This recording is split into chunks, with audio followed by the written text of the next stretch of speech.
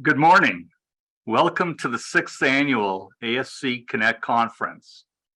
I'm Stan Magidson, Chair and Chief Executive Officer of the Alberta Securities Commission. Thank you for joining us today as we explore our theme, Building the Future on a Firm Foundation. While we would like to come back to offering ASC Connect in person, we are also pleased that a virtual format enables any Albertan or Canadian who wishes to participate the opportunity to do so. We are delighted to welcome all of you from a variety of industries and communities to ASC Connect. I hope you'll gain insights and valuable information from our conversations today. Today, we are gathering virtually, and I want to acknowledge that all of us live, work on, or are visiting the traditional territories of the Indigenous peoples of Canada. On behalf of all of us, I acknowledge the many First Nations, Métis, and Inuit who have lived on and cared for these lands for generations. I'm grateful for the traditional knowledge keepers and elders who are still with us today, and those who have gone before us. Let us continue to seek meaningful ways to listen, learn, work together, and protect these lands. In the last year, Alberta's capital market was impacted significantly by global developments. Our capital market had already seen exceptional change, and the volatility of the last year has continued to present Albertans, Alberta businesses, and our economy as a whole with both challenges and opportunities. In delivering our strategic plan, the Alberta Securities Commission continues to rise to local, national, and global challenges. We listen, we pay attention to what is happening around us, and we adjust to provide practical and intelligent regulatory solutions in today's changing landscape. Our mission is as relevant today as it has ever been. We exist to foster a fair and efficient capital market and to protect investors. And our three strategic pillars that guide our priorities into 2023 include delivering intelligent regulation aimed at fostering a thriving capital market, proactive and comprehensive compliance oversight, enforcement, and education, and fostering a culture of engagement. We are an active participant in the Canadian Securities Administrators, also known as the CSA, the organization whose objective is to improve, coordinate, and harmonize regulation of the capital markets across Canada. And looking back, I am proud to say that over the last year, all of the hardworking and dedicated staff, advisory committee members, and commission members at the ASC did work hard to lay a strong foundation that will support a solid future for Alberta's capital market. Today, we are focused on what is important for all of us, strengthening our capital market and supporting efforts to improve our economy. I continue to believe that every one of us on this call has an opportunity to contribute in our own way. And by facilitating this conversation, our hope is that you take the insights you glean and combine them with your own skills and energy to create more positive momentum. I'm delighted that we have some of Alberta's key thought leaders with us in conversation. They truly are the best people to shed light on Alberta's opportunities. Our first discussion will give you a sense of all that has been happening here at the ASC and within the CSA. Members of our senior management group will provide what is hopefully new and notable information. We'll then take a short break and transition to a panel discussion with three strong voices in Alberta, thought leaders who have deep and diverse experience. Adam Legge, Lisa Bayton, and Evan Siddall will share their perspectives on how we can work together to co-create a competitive, inclusive, and sustainable economy in Alberta. We'll then take one more short break and move into our final panel discussion, where you will have an opportunity to learn more about the ASC's new innovation and finance team and be part of a discussion with Nicole Jansen and Terry Rock on what's going on in the innovation community in Alberta. At the end of that final session, I will briefly wrap up our time together with a few closing remarks and send you on your way by 12:30 p.m. But quickly, just before we get things rolling, I wanted to mention that we encourage your input and interaction during the panel discussions. Please do pose your questions through the Q&A function at the bottom of your screen. With that said, let's get started. I'm very pleased to introduce our opening moderator, Hilary McMeekin, our Director of Communications and Investor Education here at the ASC. Over to you, Hilary. Thanks so much, Dan. It's a pleasure to be with you all today. In this, our first panel discussion, we'll be talking about what's happening at the ASC, trying to cover the priorities that are likely to be of most interest to you, our audience. I'm fortunate to be talking with an outstanding group of leaders, and we represent a larger team of people at the ASC who are truly passionate about what we do. Before we dive in, I just have a few important housekeeping items to cover. If you wish to learn more about each of our speakers from the ASC, their bios are available on our website, asc.ca, and specifically from the ASC Connect 2022 page. Each panelist will provide opening comments of approximately 12 minutes, and this will give them the opportunity to speak to what's happening within each of the core areas of our organization. We'll then take a few minutes to discuss a couple of topics that have garnered interest in recent months and answer questions from you, our audience. If you have a question, please share it, as Dan said, through the Q&A function at the bottom of your screen. We'll do our best to get to as many of the questions as possible. And ideally, if you include your name in the question, if we're unable to get to your question, we'll follow up with you after. So now it is my pleasure to ask Stan Magidson to come back onto the screen to chat with me for just a few minutes and to start our discussion. Hey, Hilary. You recently took on the additional role of CSA chair. Can you tell us about what you're hoping to achieve with this position? Be pleased to do that. Maybe it's just worth, though, taking a quick step back for folks who may not be as familiar with the CSA as some of us are.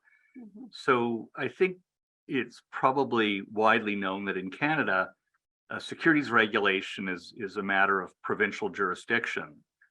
And hence, we have in Alberta, the Alberta Securities Commission. Having said that, I think it became quite apparent that the provinces and the territories all felt that it was very important, actually, that we try and come together as best as we can to seek to harmonize our rules and regulations for our capital market. I think it'd be fair to say this is what the market wants. It doesn't want a big checkerboard pattern of regulation.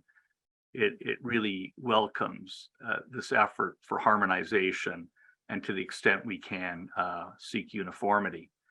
So this is the innovation or the magic of the CSA, to come together to try and achieve that for the nation. And, I've now been at the CSA table for 6 years as a participant, and I continue to be really impressed with how, as a forum, it truly brings together the best and the brightest minds from across the country. It reflects expertise, experience, and thoughts from the different regions of the country. And its aim is seeking to deliver coast to coast to coast regulation to the extent possible. I've also seen the CSA in action, and I truly believe that when things get through the CSA and ultimately end up as a rule or a policy, I'd like to say they kind of have gone through the CSA rinse cycle. They tend to have been thoroughly thought through, understanding the sensitivities across the country, trying to deliver these national solutions. And I guess if you ask me, what am I hoping to achieve? Mhm. I would like to be part of continuing that legacy of collaboration amongst all the provinces and territories in this country to deliver intelligent regulation for the nation, and certainly for Alberta, and dare I say the world. So a humble objective to really carry on the great work of the CSA, and hopefully I'll stand up to the measure that my peers hoped for when they asked me to take this on for the next 3 years. Great. Thank you, Stan. Just building on your comments about the CSA, we recently published, or the CSA recently published, a new business plan, and I know you contributed to building it. Can you speak to the priorities within the plan, and also how Alberta will contribute to its success? Sure. So as Hilary mentioned, on June 27th, 2022, CSA did publish its 3-year business plan. It's available for anybody to view on the CSA website. I do not propose to get into the details of that plan. I would encourage folks to take a look at that, because it does, I think, lay out the vision for the next 3 years.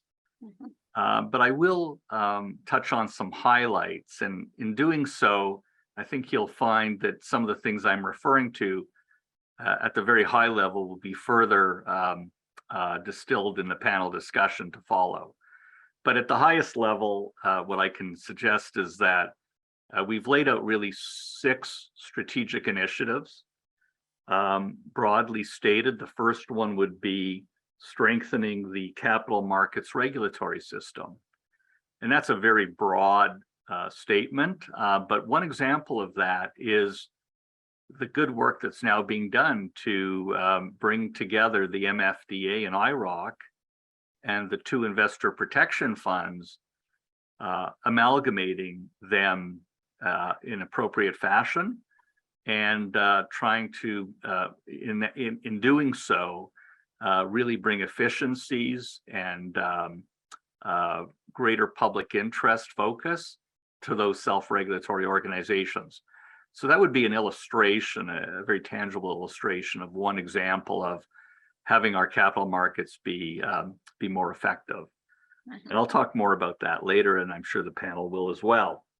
In addition to that, we thought that we wanted to very much enhance the investors' ability to contribute to policy making. I think it's fair to say that industry is very capable of making presentations to the CSA and our respective commissions, but where's the voice of the retail investor?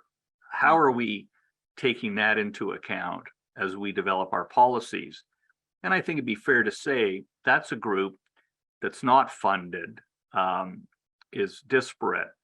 So we have acknowledged this at the CSA, and actually we're building here on an institution the OSC's had for a while, their investor advisory panel, but the decision was that we should broaden that now to be, again, coast to coast to coast, as a body that represents retail investors across all parts of Canada. And we have stood up this new panel called the Investor Advisory Panel. And they will be able to input retail investor perspectives into our policy making, which is probably a voice that has not been adequately heard. I'm pleased to say here in Alberta, we have 2 representatives of the province on that panel.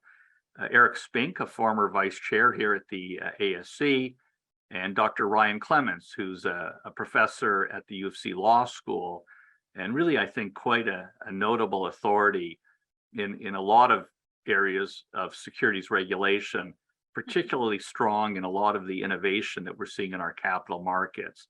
So I think this will be a great resource for the CSA again, national and helping us develop our policies in a way that's appropriate, reflecting also the interests of the investor, the retail investor.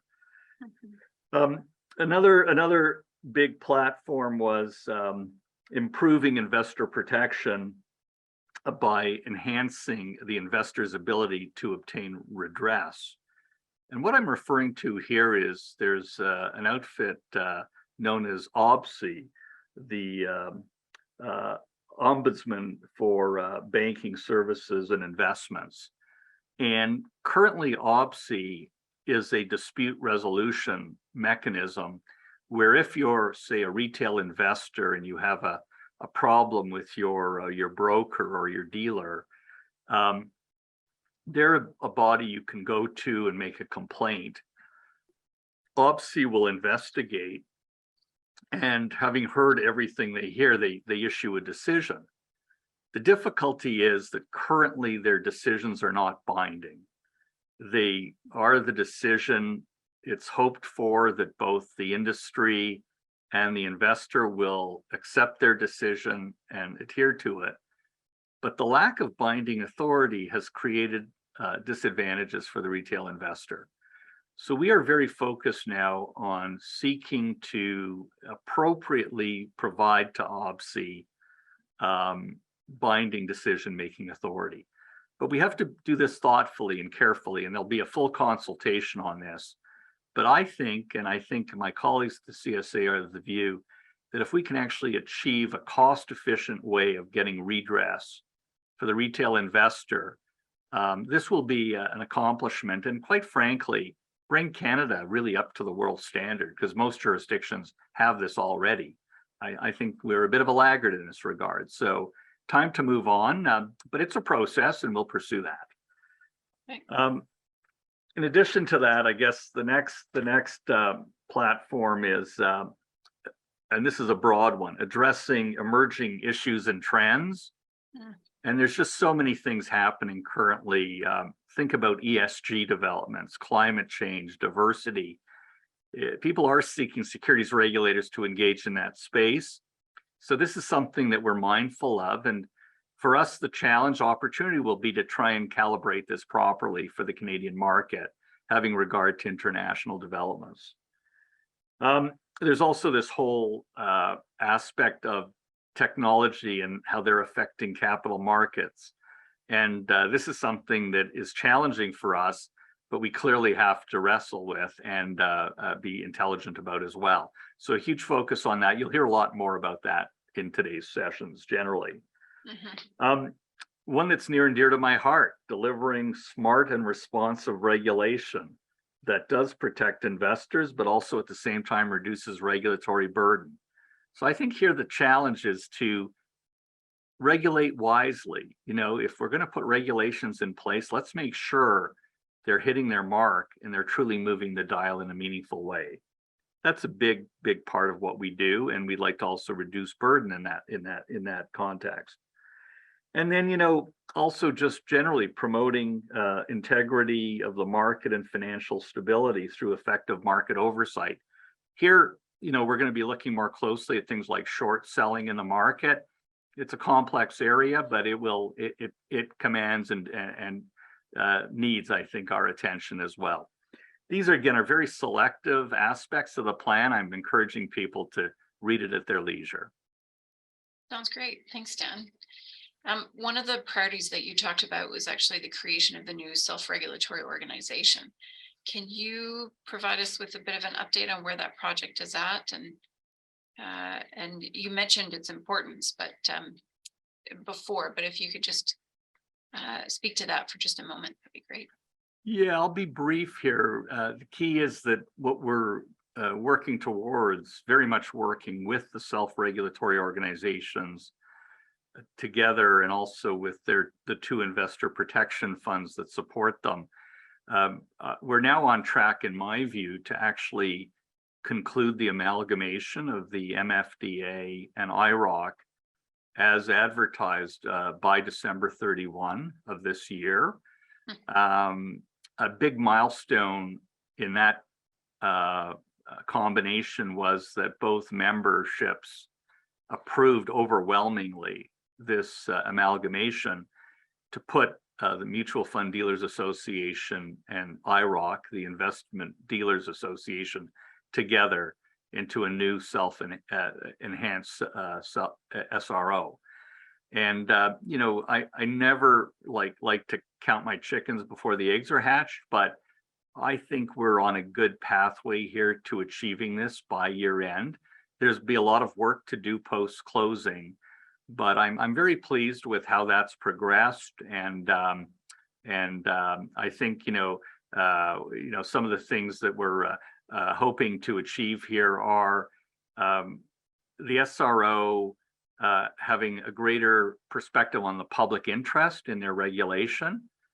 At the same time, we do like the idea of self-regulation. We think if the industry can regulate itself, they understand their industry, they're experts, and with the right kind of frameworks, we think that's a good way to go. And we also think there'll be efficiencies. Ideally at one point, instead of 2 rule books, 2 regulatory regimes, we'll consolidate into one. So I think this is a significant project for our country. I can tell you I'm delighted how we work together collaboratively at the CSA, and also really worked very well with our counterparts at IROC and the MFDA and the 2 investor protection funds. I think this is an illustration of the CSA in action, some of the things we can achieve when we truly collaborate. And just to say it, we kind of determined to proceed about a year ago, and we said that we would close this at the end of this year. I think there were a lot of skeptics who felt that's just not really possible. But if we achieve it, I think it will be illustrative of how effective we can be when we truly work together collaboratively. Yes, sounds great. Stan, my last question is really about our ASC 3-year strategic plan. We're in the last year of our existing one, and I know we've been working on a new one. Can you tell us about that? Sure. So, we are currently very much engaged in developing our plan for the next 3 years. One thing I'd like to say is that for me, it's actually the process of developing the plan that's so rewarding, because we are of the view at the ASC, it's so important to engage with our stakeholders to really understand their perspectives on how we're doing, what the market is exhibiting. And it really helps inform us, I think, to be a better regulator. So there's been extensive outreach with our stakeholder community, largely in Alberta, but certainly beyond our borders as well, because I don't think we're an island unto ourselves by any means. Yeah. And, I think it's proceeding very well in terms of how it all ends up. We're right in the thick of it, but I do think there will be some continuity for sure, because we actually think the past plans we've had have served us very well. So I think you can likely expect that our pillars of our strategy will not be dramatically altered. So at the very highest level, likely 3 pillars going forward. Again, the first one being we anchor ourselves about delivering intelligent regulation that's aimed at fostering a thriving capital market. So this is, a lot of people say, well, what does that mean? Mm-hmm. I think perhaps the best illustration of that would be that every time we do anything as a regulator, we at the ASC ask ourselves, is this truly beneficial from a cost-benefit perspective? We could regulate in so many ways, but is this truly going to move the dial? And we think about, some people don't like this word, unintended consequences, but I think it's really important to think about that ahead of time, because you can be so well intended in your regulation, but if it's not properly aimed and calibrated, it can miss the mark dramatically. We're seeing that, unfortunately, way too often in our world today. Mm-hmm. The second big pillar is being proactive and comprehensive in our compliance, oversight, enforcement, and education. And I really think this is right down the fairway for securities regulators. If we're not there to help protect investors, police the market. And I think a key part of this as well is educating investors, because you can only catch so much with your enforcement. To the extent you can be proactive and help in the education of investors, arguably you have foregone bad outcomes that we have to then unravel in the enforcement domain. So that will continue, I think, to be a very important part of what we do collectively with our colleagues at the CSA. And the last pillar is what we call foster a culture of engagement. And I think I should unpack that. That really means for us, that's both external and internally oriented. So by that, we mean that we actually do talk to our stakeholders. We truly try to understand what are the issues that they are wrestling with. And our stakeholders are wide and varied, as you can imagine, externally. It's issuers, it's registrants, it's retail investors, it's institutional investors. Arguably, it's our governments who also have to move their economies forward. So that's significant outreach, and we think it's so important that we do that regularly so that we're not in an ivory tower. We understand what's going on in the market. We think it makes us a better regulator because of our outreach. And the other component, and arguably the most important of all, is the engagement with our people at the ASC. I've always been of the view that the ASC is nothing more than the compilation of its people. So it is so critical that we have good talent and staff at the ASC. And for us, it's about continuous improvement, empowering our people to grow, and making sure that they can be the future leaders and thought leaders in capital markets regulation. And that might not be a bad segue, because I believe that we're now about ready to actually hear from some of our senior leadership team, who I hope once you hear their thoughts, you'll understand the depth of this organization and how we continue to cultivate our talent. That's great. Yes. Thank you very much, Stan. And thank you for providing that frame for our subsequent conversation. And just like you said, I'd like to turn it over to Denise Weeres, who, if you haven't met Denise, she's our Director of Corporate Finance. And so Denise, I'll let you take it away and talk about corporate finance. Thank you. Okay. Thanks, Hilary. Good morning, everyone. As Hilary mentioned, I am the Director of Corporate Finance. I've been in this role for about a year. I was formerly the Director of our New Economy Division. So as Stan mentioned, one of our strategic goals at the ASC is to foster a culture of engagement, and to support that, and really to help you in the audience better get a better sense of who we are, what we do, and who you might reach out to in the event of questions. I thought I'd provide a bit of an introduction to the different departments within corporate finance, weave into that some of the initiatives we're working on, and then mention a couple of our regulatory priorities. So let's start with the introductions. As many of you will know, the Corporate Finance Division is the division that focuses on regulation of issuers, the businesses, both corporate issuers and investment funds, raising money publicly or privately. So our division develops the rules in that space and oversees compliance with them through review of materials such as offering documents, continuous disclosure documents, takeover bids, insider and early warning reporting.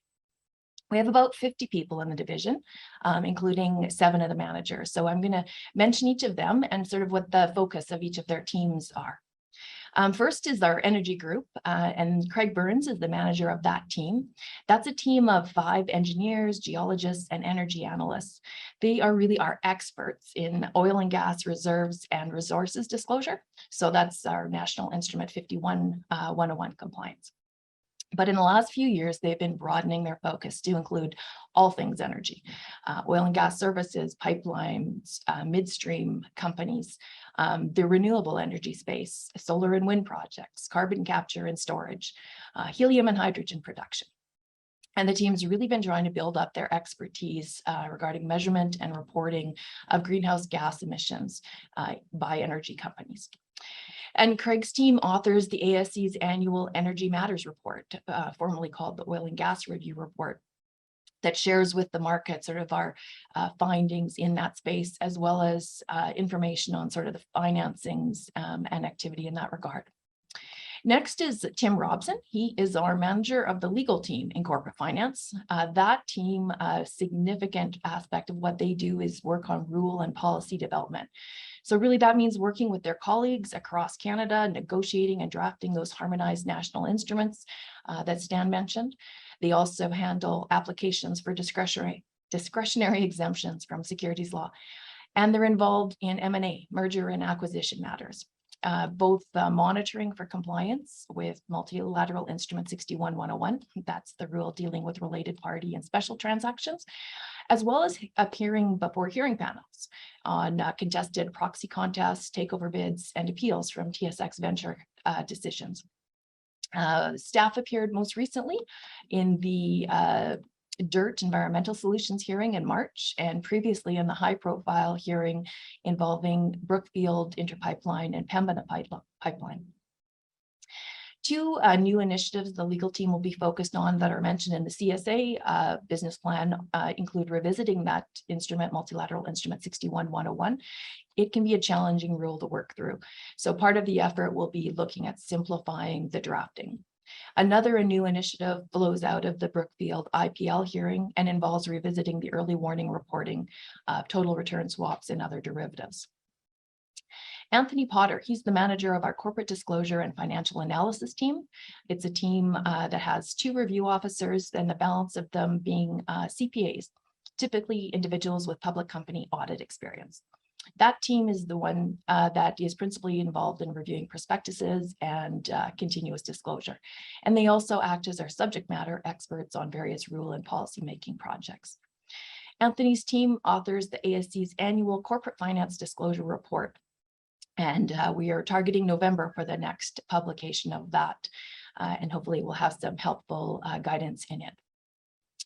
Jan Mazur, he's our manager of reporting, issuer, and insider compliance.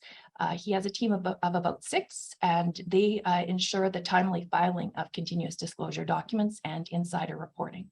So that's the team that would initiate a cease trade order or a management cease trade order for failure to file. They also monitor for compliance with the rule that regulates unlisted issuers trading in the US over-the-counter markets. Stephen Weimer is another corporate finance manager, and he has really 2 different teams of staff reporting to him. One, a team of exempt market compliance analysts. So those the folks are looking at reports of exempt distribution and disclosure documents filed in connection with private financings. The second team is a team of data scientists and data analysts, and they're looking at various data sources, analyzing them to help inform our prioritization of policy projects, compliance, and enforcement efforts. Jonathan Taylor, he is the manager of our CDAR Plus. So that is the new electronic system that is intended to replace a number of legacy CSA systems and databases. And if you haven't heard, phase 1 of CDAR Plus is intended to go live in June of 2023. So it will replace our existing CDAR, the electronic system for filing documents with the CSA. It'll incorporate some documents that are currently filed with us in paper format, like applications for exemptions. Those will now be part of the new system. 2 of our existing databases will be rolled into the new system, the cease trade order database and the disciplined persons list. And as well, exempt market filings in BC and Ontario that are in local systems. Phase 1 of CDAR Plus is really focused on corporate finance related matters. So our team has been busy involved in that, as well as staff from our CIO division, working to integrate it with our local systems and processes. And finally, we have our innovation finance department. Tanya Fleming became the manager of that team in March. They're focused on small business capital formation, technology that intersects with the capital markets.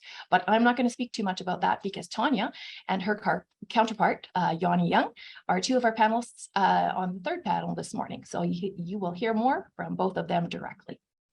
In introducing the teams, I've mentioned some of the initiatives we'll be working on in corporate finance, but I wanted to highlight a couple sort of themes that run through a number of our projects. And first, as Stan mentioned, we're looking at ways to reduce unnecessary regulatory burden. Our mandate, of course, involves protecting investors and fostering a fair and efficient capital market. So looking at how we can still protect investors, but are there ways we can reduce regulatory burden? We've had significant progress really over the last year on a number of fronts in that regard. As you may know, in January of this year, the CSA members adopted harmonized blanket exemptions to allow well-known issuers to get to market more quickly. So these well-known seasoned issuers, or WICSIs, can file a final base shelf prospectus without filing a preliminary prospectus. Staff are now working on permanent and expanded solutions that could, if legislative changes are made, remove the requirement for a preliminary receipt. For other issuers, especially smaller public issuers that don't really tend to raise money by prospectus after they've gone public, the listed issuer financing exemption was published in final form in September and is anticipated to be effective on November 21st. It'll provide a new financing mechanism to let listed issuers raise up to $5 million, or for those with market caps that are higher, over $50 million, they could raise 10% of their market cap up to a maximum of $10 million.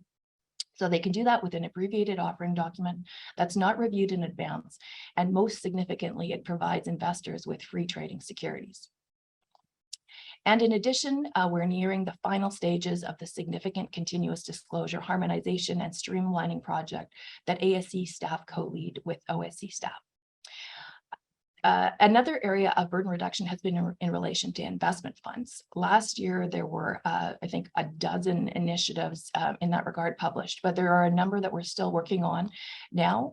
On September 27th, we published rule amendments that would provide an alternative to delivering financial statements and other continuous disclosure by investment funds.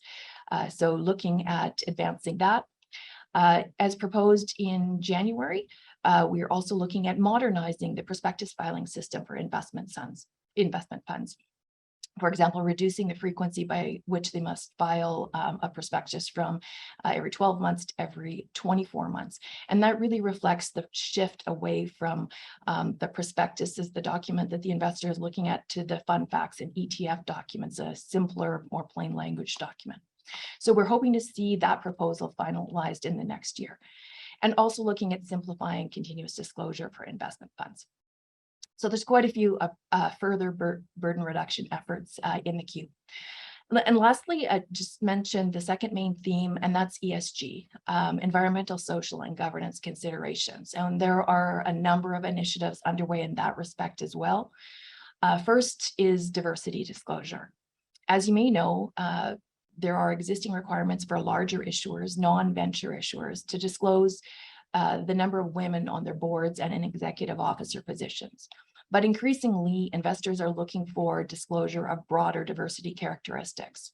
So staff in corporate finance, together with staff in the General Counsel's office, have been consulting on requiring those same type of issuers to disclose broader diversity. We've done some significant consultations in that regard, including last December, hosting a webinar roundtable with the Edmonton and Calgary chapters of the ICD, and expect that diversity disclosure will be a priority focus for this next year. Second are our efforts respecting disclosure of climate-related matters. Again, this is an area where investors are pushing for more information, consistent and comparable information, and it's an area of considerable interest to us at the ASC, given the potential implications for our industries here in Alberta, like the energy sector. Consequently, the ASC has been co-leading that project with the OSC.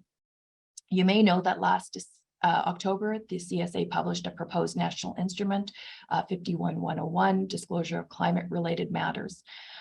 Some of you may recall it contemplated various sort of qualitative disclosure, but also contemplated that greenhouse gas emissions would either be disclosed or an issuer would explain why not, with the possibility of mandatory scope 1 emission disclosure. However, since then, the SEC has published their proposed rule, and the International Sustainability Standards Board have published their proposed standards, both in March of this year. And while both similar to our proposal are based on the TCFD standards, there are some substantive differences. So we've been considering the 131 comments we received, as well as the feedback by Canadians on both the SEC and the ISSB proposals.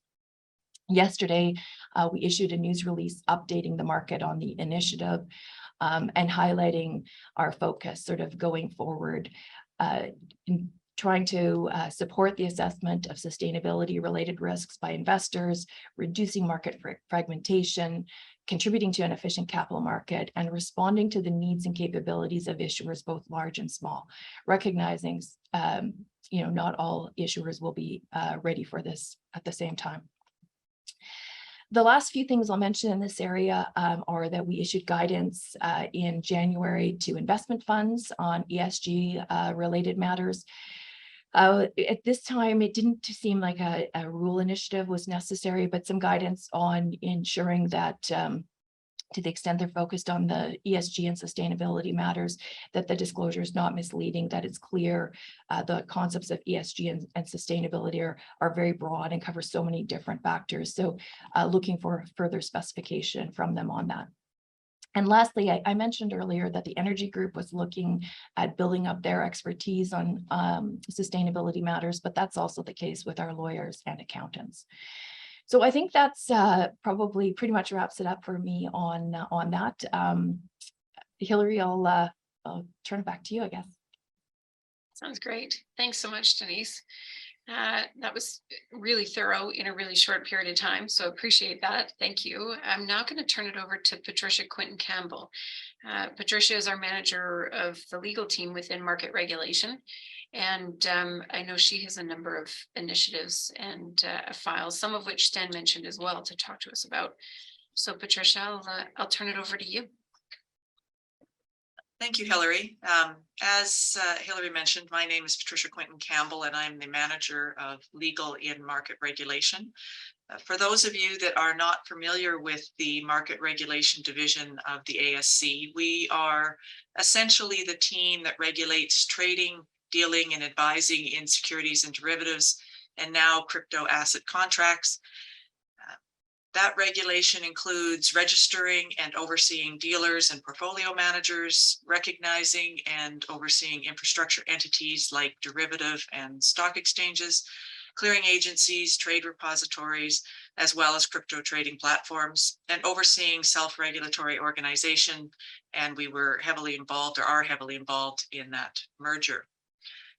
We are a group of 5 teams, with registrant regulation being overseen by Matthias Pendola, market oversight overseen by Sasha, and I'm going to butcher his last name because I just realized that I never say his last name, but it's Sakarovich.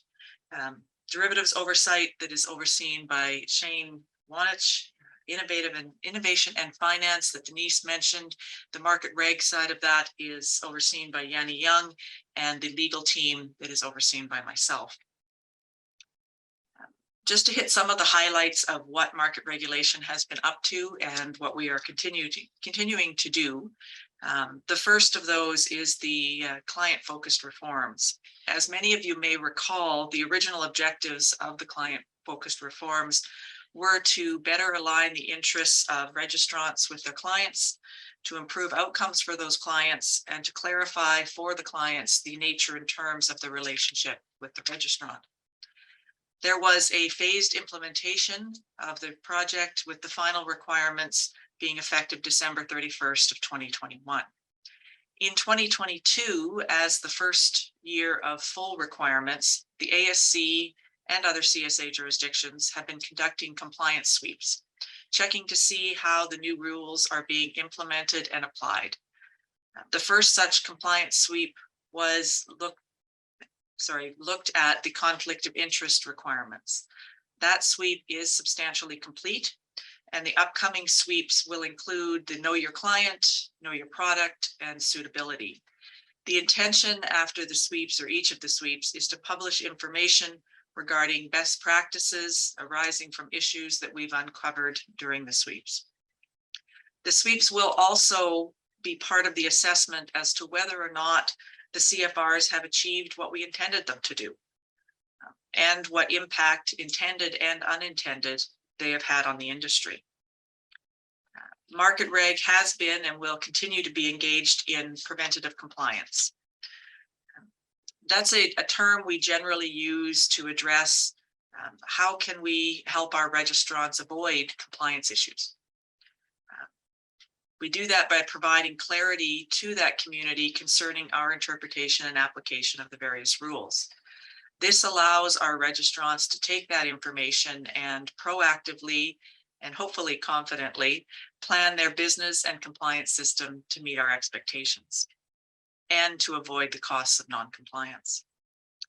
The preventative compliance measures that we're currently undertaking include registrant education, the relationship manager program, and guidance. With respect to registrant education, we conduct annual education seminars for our registrants touching on the new rules and current issues found in our compliance examinations. Registrant education will also include updating our website to make it more friendly and hopefully more intuitive, particularly regarding registration, the business triggers, and the steps for registration. The website update is something you will hear more about on other panels, but the goal is to provide a page and links that are clear and intuitive. It's not intended to replace registrant understanding or analysis or legal advice, but hopefully it would help with process and general questions. Under the Relationship Manager program, each of our registrant oversight analysts are assigned a group of firms. The analysts get to know the firm and their people through examinations and conversations. If a firm has questions, they're encouraged to reach out to their relationship manager, who is in the best position to give them useful information. As the program started just before COVID hit, our analysts also reached out to their firms to assess whether the business continuity of the plans the firms were using were working, and to assist those firms where we could. As I'm sure some of you have heard from various people at the ASC, we cannot give you legal advice, but we can provide guidance. We often get, why can't you just tell us what to do?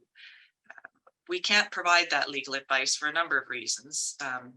One of which is that we rarely, or if ever, have all of the facts relevant to the situation when we're asked the question. Unlike the person asking the question, do I need to register? We're given only a small summary of the business plan or the idea. And secondly, the ASC is the decision maker. So for us to tell you what to do would be a conflict of interest.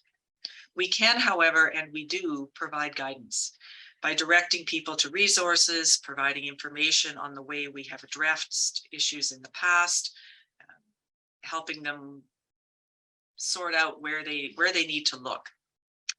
As I mentioned, our plan is to update the website to provide website content that will help in answering those common questions. This will also include refreshing compliance exam results and best practice guidance as meaningful new information is found in the field. Market regulation is also involved in CSA policy work through numerous CSA committees and working groups, and we are currently leading the CSA policy work in several areas, including benchmarks, staking, margin leverage, and custody. Benchmarks are used as references to price commodity derivative contracts. The CSA developed a European Union benchmark regulation equivalency regulatory regime. Phase 2 of that project is being led by the ASC market regulation staff, and it introduces rules and requirements specific to commodity benchmarks and their administrators. The proposals for the phase 2 language were published for comment in April of 2021. The consultations with respect to that is now complete, and we anticipate publication of the final phase 2 amendments in the first quarter of 2023, with the aim of obtaining an EU equivalency decision by the end of 2023. The other 3 projects that market regulation staff are leading relate to crypto asset trading platforms, or CTPs. And these are staking, margin and leverage, and custody. I'm not going to try to even get into the merits of staking or the mechanisms for staking in the crypto world, but I am going to say that through some tremendous work from the market regulation team, and in particular one of our lawyers, the CSA have been developing a set of terms and conditions that we will expect CTPs to accept and follow. With some minor adjustments for specific business models, the staking terms and conditions will be applied to all registered CTPs that offer staking, and those in the process of registration who wish to offer staking. The T's and C's on registration, once they are imposed, are a matter of public record and can be found on the National Registration Search website. Many CTPs, and certainly the larger ones, either offer or wish to offer margined trading. There is also a segment of the investing population that wants to conduct this leverage trading. This type of trading adds a level of risk over and above that which exists with regular crypto trading. As a result, the CSA, and in particular the working group led by the ASC, are considering the risks, quantifying those risks, methods to be employed to mitigate those risks, or the mandating of disclosure to aid in investor protection. As with staking, the working group is developing terms and conditions that will be required for those platforms wishing to offer margin or leverage trading. Custody is an issue that is critical for the crypto industry and the regulation of that industry. The media is filled with stories of a multitude of issues involving crypto that have occurred over the last few months or years. Custody is not the solution for all of those issues that we've read about, but it is relevant to many of them and critical to ones involving fraudulent behavior. In the interest of investor protection, the ASC has been conservative on internal control requirements, such as SOC 2 Type 2 reports. There are limits to the amounts to be held in hot and cold wallets, and there are requirements related to capital and processes for custodians. But like all things crypto, there are new issues and rapidly evolving approaches such as affiliate custody and self-custody beyond that which is required for the operational efficiency of crypto platforms. As the CTPs will ultimately be registered with IROC, or the new SRO of Canada, once the merger is complete, we have been working in conjunction with both the CSA and IROC to address regulation of these custody issues. In addition to leading projects, market regulation staff have been active participants on many of the CSA areas, including OBC, OTC derivative rulemaking, short selling, market data fees, and the burden reduction. Market regulation staff are involved with OBC, which, as Stan mentioned, is the Ombudsman for Banking Services and Investments, both as a member of the Joint Regulators Committee, which interacts with OBC regarding securities matters, and as part of the working group considering providing authority to OBC to make awards that are binding on firms. As noted in the news release that came out October the 7th, it is anticipated that the proposal respecting binding authority will be published for comment in the coming year. Of note, there are other publications regarding OBC that were published or will be published recently. One is the independent review of OBC, which is completed every 5 years and was published on June 13th, and the Joint Regulators Committee annual report, which is expected to be published shortly. With respect to OTC derivatives rulemaking, which is over-the-counter derivatives rulemaking, the derivative data reporting guidance is expected to be published in November. Hopefully it will be published in November, but that is the expectation. In addition, the business conduct rule is being finalized and staff will be formulating related regulatory framework for this new community of regulated entities. Given the evolution of the markets, the ASC, together with the other CSA jurisdictions, considered it important and timely to review the existing regulatory framework on short selling and to consider changes to that framework. As a result, we are working on 2 publications related to short selling. One is focused on activist short selling, and the other is focused on general short selling. These publications will review our current short selling regulatory measures and discuss the issues that have been raised with respect to short selling. Publication of both papers is expected before the end of the year, and the paper on general short selling will contain a number of specific questions for which we will be seeking feedback. As that feedback is used to inform future regulatory initiatives, we encourage everyone involved to provide such feedback. Lastly, with respect to burden reduction, the Canadian market participants have long raised concerns about the cost to access real-time market data. In response to these concerns, the CSA, including the ASC, undertook a fact-finding review of the issues and consulted with approximately 40 market participants, including marketplaces, to get a balanced view. The results of that consultation will be presented in a consultation paper, which is expected to be published in the coming weeks. The paper will contain a number of short and long-term suggestions aimed at alleviating the issues, and will seek feedback with respect to those proposed options. Again, we would encourage everyone involved to provide such feedback. Crypto trading platforms and their regulation are a hot topic these days. As I'm sure you can imagine, given the number of CTPs, the variations in business models and operating procedures, and the differing legislation across the country, it's not a simple process to regulate CTPs. As I mentioned, the ASC is leading several projects related to CTPs.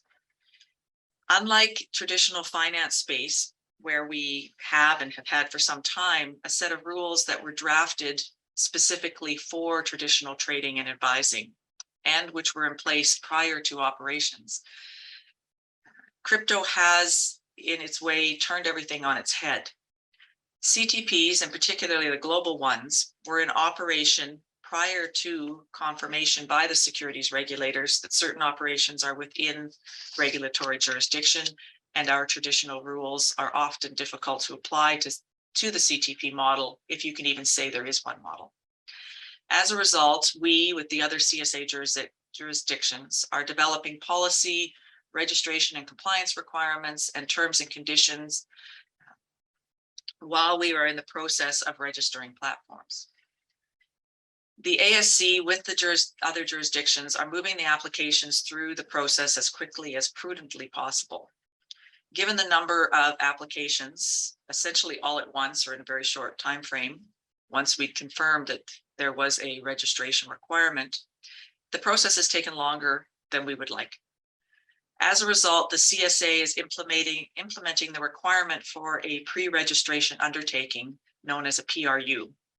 That PRU is intended to impose on the entities that are in the process but not yet registered similar conditions and requirements to those that will be imposed once registration has taken place. For example, the staking terms and conditions that I mentioned will be contained in the PRU for those entities that wish to offer staking. The PRU is intended to provide similar protections and to level the playing field between registered CTPs and those in the process of being registered. There are 2 signed PRUs that are published on the CSA website. They're under the decisions section under the entities' names, and the CSA is working on a staff notice that will provide a generic form of PRU that will be tailored to the operations of the CTP. Of note for Alberta, we have 2 of the largest global CTPs who've announced they will be locating their Canadian operations in Alberta. You heard Stan reference the SRO project, and I don't want to repeat the information that he provided, except to say that market regulation has been and will continue to be heavily involved in the phase 1 work, which is the work leading up to the closing of the transaction, the post-close work, which is the items that were prioritized but were not able to be completed prior to closing, and the phase 2 process. Phase 2 will commence after the SRO has been operating for a period of time, and will include consideration of whether to broaden the new SRO's mandate to include registration categories that are currently overseen by the commissions. There will be broad consultation on phase 2 before any decisions are made in that respect. So that's pretty much the highlights from Market Reg and what we've been up to. Thanks so much, Patricia. Much appreciated. Cynthia, I'm going to turn it over to Cynthia Campbell, our Director of Enforcement, to bring us updates from the enforcement team. I'll let you take it away, Cynthia. Okay, thanks, Hilary, and good morning, everyone. I'm Cynthia Campbell, and I've been the Director of Enforcement at the ASC for over 8 years now. We have a fantastic team of more than 60 staff in enforcement dedicated to protecting investors and our capital market. A lot has happened in securities enforcement since I last spoke at ASC Connect, so I'm going to do my best in the next few minutes to bring you up to speed on enforcement actions as outlined on the slide on your screen. To start off, there's a wide spectrum of enforcement action that can be taken, ranging from proactive and disruptive to reactive and sometimes punitive, depending on what's appropriate for the type of harm that we're seeing. We're currently placing more emphasis than ever on detection and disruption of securities misconduct, including investment scams, as part of our enforcement strategy. And let me tell you why. Starting early in the pandemic, we saw a huge proliferation in online investment scams, not just in Alberta or Canada, but globally, and they're not going away. These scams take many different forms, so I'll give you just 2 quick examples.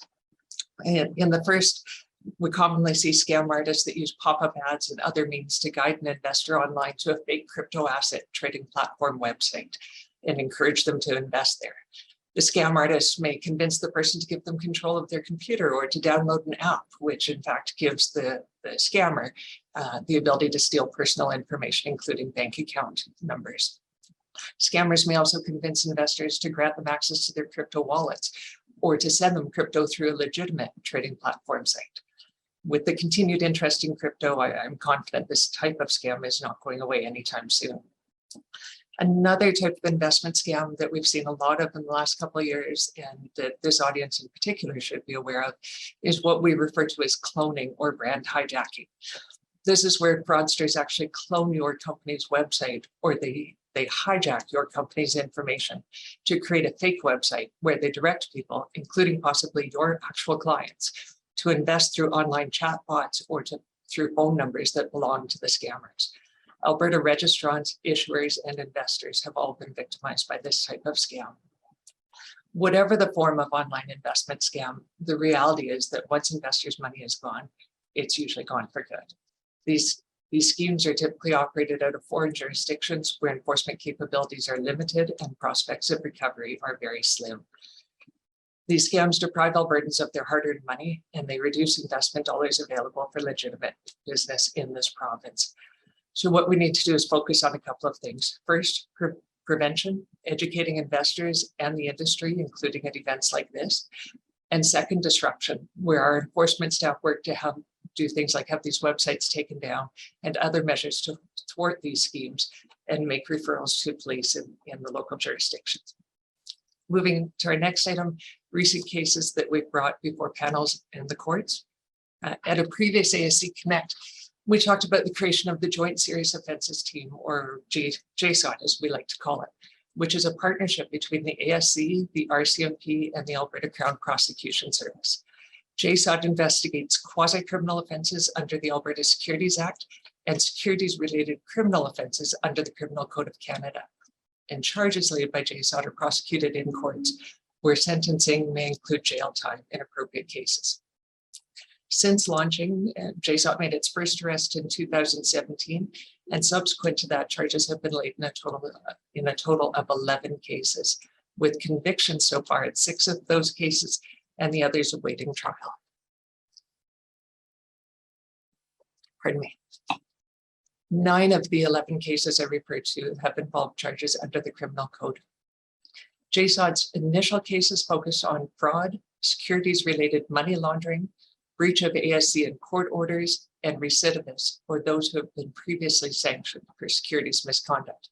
Now that we have some more experience with JSOT, we are expanding its mandate to include other types of offenses that cause considerable harm to investors and our capital market, including illegal distributions, market manipulations, and insider trading.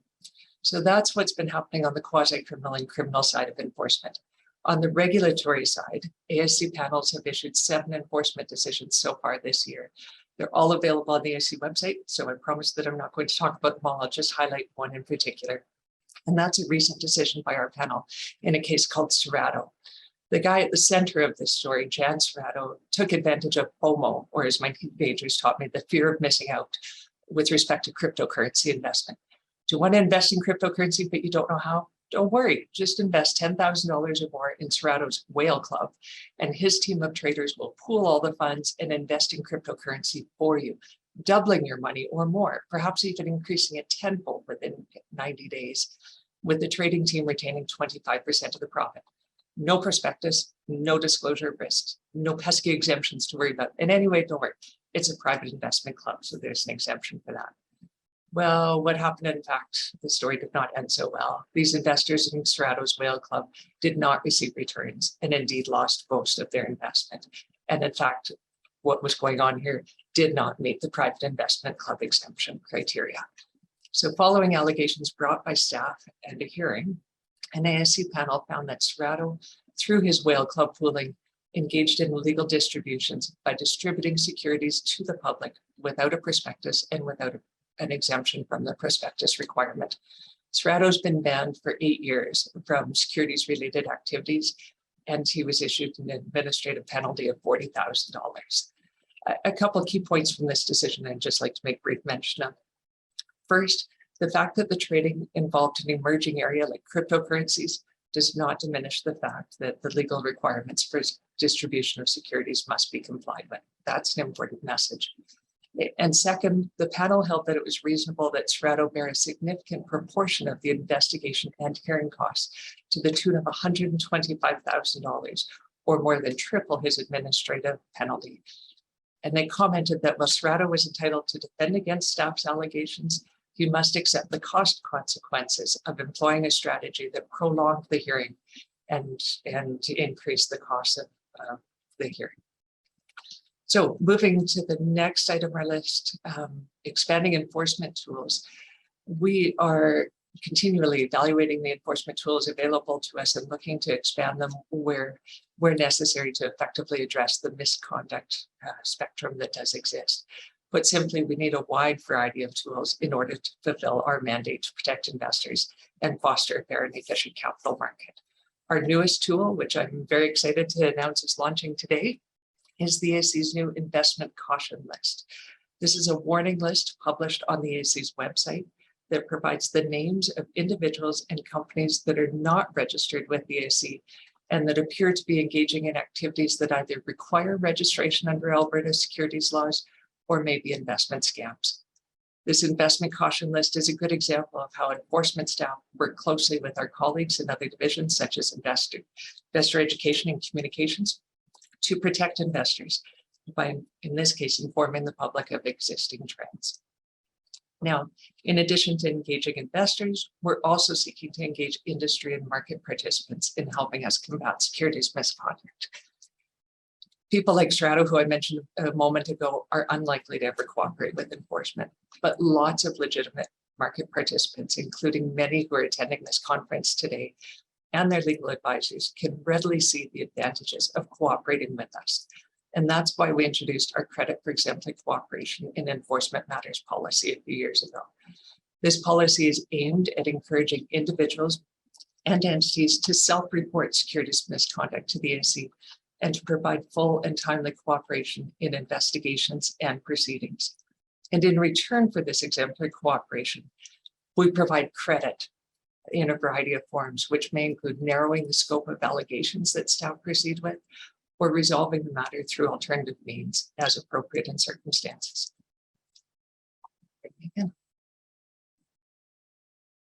So why would market participants choose exemplary cooperation? They tell me it's because it allows them to deal with the matter efficiently and effectively, to receive credit in the process, and to be able to get it behind them sooner. From a staff perspective, it allows us to focus more of our resources on the bad actors that are harming our capital market and our investors. We've had some really good success with Credit for Exemplary Cooperation, which I think speaks really well to the integrity of industry and council in this province, and I'm optimistic we will see more. I highly encourage market participants to embrace this policy. We're also encouraging market participants to provide us information or tips about securities misconduct through the ASC's whistleblower program. Individuals who are an employee, a director, or a contractor of an entity, that they believe is engaging in securities misconduct, such as insider trading or issuing misleading financial statements, perhaps disclosure violations, are encouraged to submit their tips in confidence to the ASC. Put simply, if there's something going on that's keeping you awake at night, I want to know about it so that we can look into it and take action if appropriate. And if you don't qualify as a whistleblower, but you have information about potential securities misconduct, please submit your concerns either through our online complaints process or by contacting my staff. All of our information is available on the ASC's website, or feel free to reach out to me directly. Ensuring we have a fair and efficient capital market where all players abide by the rules is important to us all, and we need your help to make that happen. The last thing I'll touch on briefly, mindful of time, are the trends that we're seeing in securities misconduct. I mentioned earlier the explosion of investment scams that's increasing exponentially. We're also seeing multiple instances recently of misleading disclosure by certain issuers, which is of considerable concern. I've noticed an uptick recently in illegal distributions complaints that are being received by enforcement. And as always, market abuse cases, whether they involve market manipulations or insider trading, are front and center for us. And with that, I will turn it back to you, Hilary. Thank you. Thanks so much, Cynthia. And I appreciate the updates from each of my colleagues. I wanted to speak very briefly. A number of you have mentioned website updates, new caution list.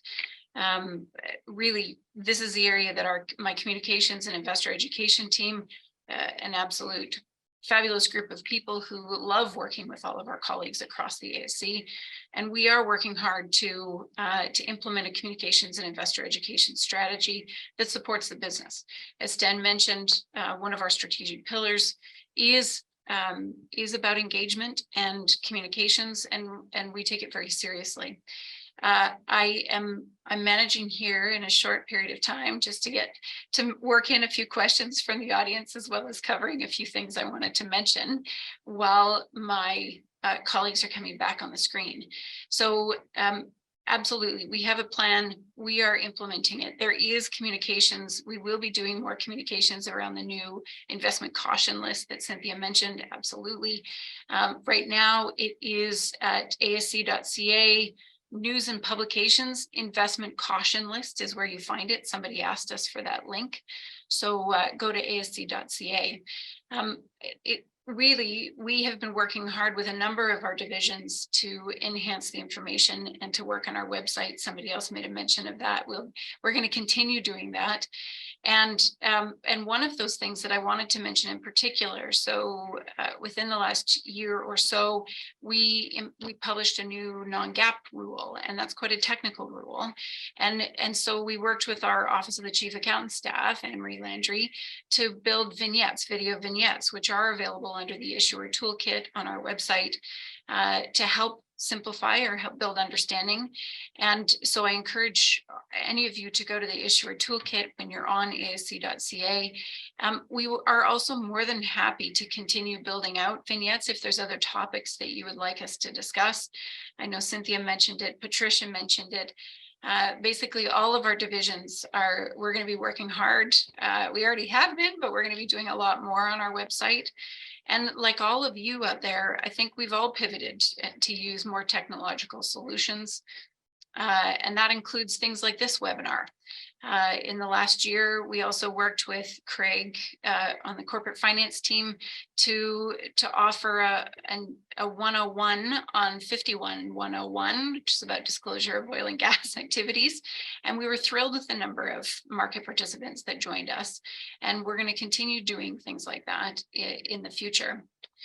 So lots more to come from the ASC. And I also, I just want to speak to investor education briefly. Investor education is a core part of our mandate, and we will continue working with all of the parts of the business to enhance our investor education. Our goal is really to build awareness in Alberta that we are a source of unbiased and helpful information on how to navigate investing. That includes protecting yourself, but it's also about how to make smart choices and the right choices for you. At the heart of that is checkfirst.ca, which is our consumer focused or investor focused website. So that website will continue to see enhancements. We have implemented some new tools, including a crypto guide. Patricia mentioned just how popular crypto has been, and I know, Cynthia, you've seen it within your team, and Denise will be, it's a key part of all parts of our business. We created a guide which has been translated into French and is available through the CSA website, in addition to through checkfirst.ca, to help people navigate and understand crypto. So I'm recognizing that that about covers sort of a big picture update from communications and investor education. And I noticed that there are a few questions from our panel, for our panel. The one thing I wanted to chat about just briefly, we've only got a moment. So I was hoping, Denise, you could speak to crypto a little bit, just high level. Patricia's already talked about our effort to register platforms, but I just was hoping that you could talk sort of big picture briefly, because someone asked, how does the ASC's approach to crypto or Web3 platforms compare to or differ from the approaches being considered by other CSA jurisdictions? And maybe this question would be better to Patricia, but can either one of you answer that question for an individual? Do you want to take it, Patricia? Sure, I'll take it first crack and you can jump in and save me when I say something I shouldn't. There is differing legislation across the province, across the country. There may be subtle differences and some of them are larger. And that comes into play when we're dealing with crypto asset trading platforms. As well, there are differences in appetites for risk and those sorts of things. But the CSA as a whole, including Ontario, have been working very hard to try to harmonize our approach and to be as consistent as we can across the jurisdictions within our own legislative regimes. So the one example that was probably the most obvious or the public one is investor limits. In the published decisions, there are jurisdictions that impose a 30,000 a year investor limit, and there are jurisdictions that don't. Alberta is one that does not. Ontario is one that does. We took a different approach for a number of reasons, but we take that different approach where there is what we call enhanced appropriateness. Right, so it's not just that there's no limits. We just are trying to achieve it in a different way. Whereas I said the jurisdictions that have those investor limits have them on all, but I believe it's 4 coins. Am I get that? Did you get the words right? Because we don't have them. I don't look at it all that often. There is constant discussion, for example, with respect to that issue on whether or not we should change or they should change, or there is some third option in there. So I think we all have the same goal, which is to regulate the platforms fairly and to provide the amount of investor protection that we can. Are we successful? We will see, but we are doing our best to be harmonious in that approach. So I'm hoping that answered the question. Thanks. Denise, did you want to add anything, or you? Okay. Okay, sounds good. With that, I recognize it's time for a break for all of you to be able to get up and walk around. I'd really like to thank all of our panelists for sharing what's happening at the ASC. I'd also like to thank our audience for engaging and asking us some questions. Those that we haven't answered, we will absolutely get back to you. So stay tuned. After ASC Connect wraps up today, we'll get back to you with an answer. And so thank you all, everyone. We will now be going to break and we'll be returning at 9:30 with our second panel. moderated by Stan. So thanks, everybody, and we'll see you in just a few minutes.